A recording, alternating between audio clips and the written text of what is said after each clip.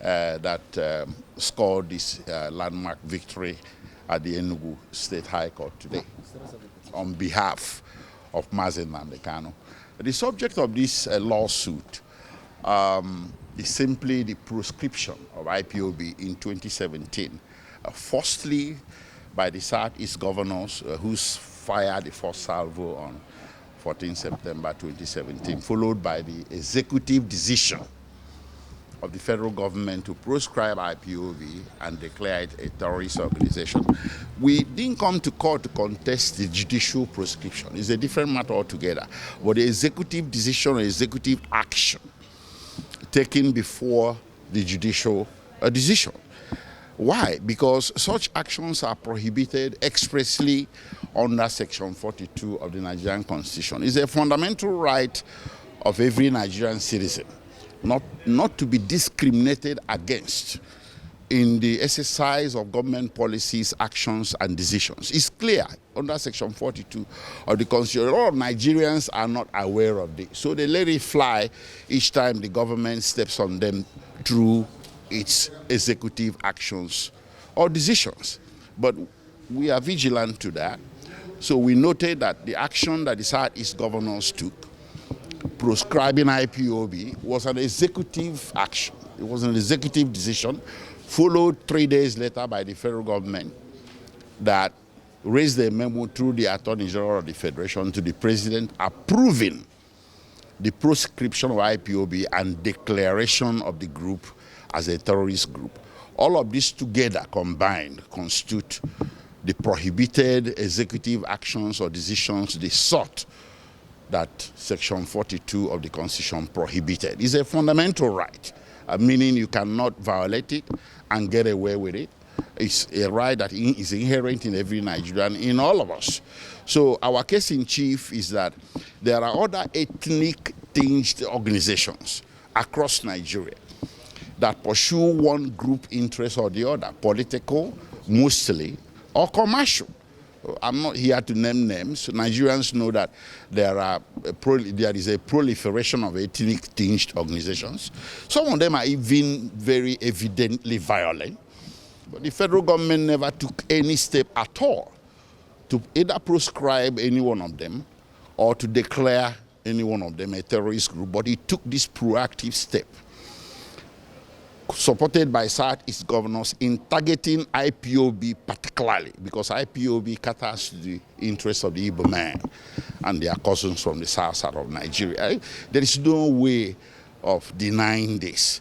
You can make all these allegations in the media and in beer parlors and everywhere, but if you don't take them to court to be adjudicated, they will remain mere allegations. So we decided that the next best thing to do, that instead of debating this in the public, let us test the authenticity or the wrongness or rightness of these actions taken against IPOB in court, and we did, and we prevailed today, to the glory of God.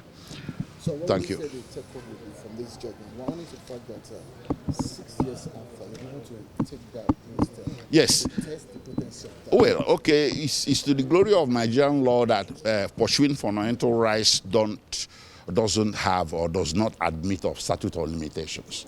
You can pursue your fundamental rights anytime that you wake up to those rights. So you cannot be defeated by a fluxion of time. So there is time for everything. Even in the Bible, it is said that there is time for everything. Because of the escalation of the persecution that is being tagged as prosecution of IPOB members, mostly Igbo youths and some from the South, by the departed government, the previous government, and because maybe the present government has not come to terms with that, we decided that every right broken must be pursued in court. Every wrong done must be pursued in court. Finally, out of the 7 days, 1 to 3 were granted, they even to be heard. So what would you say you wanted for the court for him to mediate the appeal at the Supreme Court, which this court said it doesn't have jurisdiction? Yes, of course, we are lawyers, so we are going to go for the whole hog.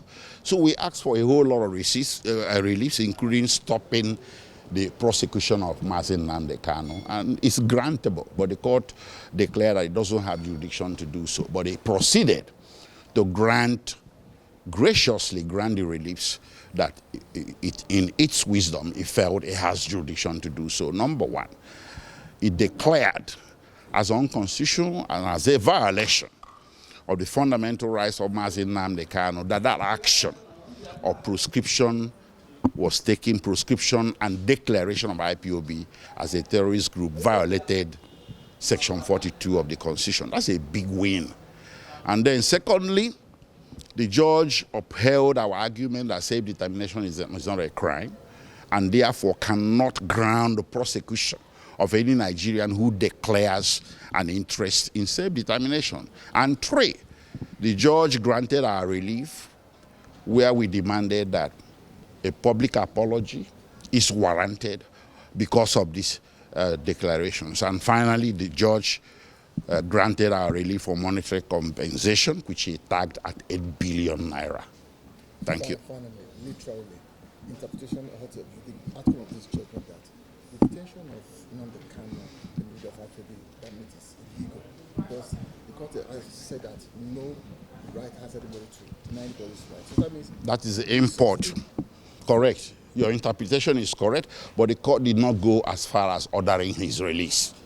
That's the only difference. Just interpreting that means yes, it's not illegal. exactly. So sure, but the court did not go as far as entering a specific order of release because that issue is before the Supreme Court. Thank you, sir. That's the difference. So please, Thank you. Can you break down relief one, relief two? What are they seeking? Well, the first relief is declaration that the action of declaring IPOB a terrorist organization and proscribing it by the Southeast governors and the federal government in 2017 is unconstitutional and a violation of the Constitution, of Section 42 of the Constitution of the Federal Republic of Nigeria as amended. And secondly, that IPOB being an organization, a group geared to self-determination is not doing anything wrong. It's not committing, the members are not committing any crime. Right. And therefore, you cannot grant arrest, detention or prosecution of any IPOB member, including Nnamdi Kanu, on the basis of their pursuit or demand for self-determination.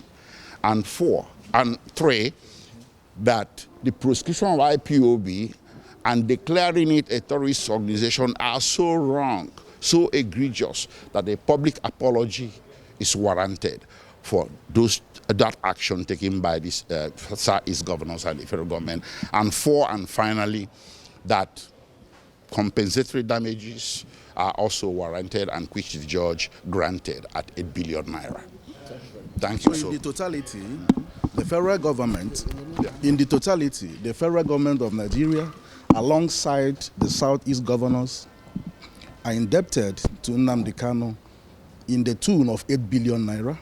The federal government, outside Southeast governors, are indebted to him in the tune of 9.5 billion.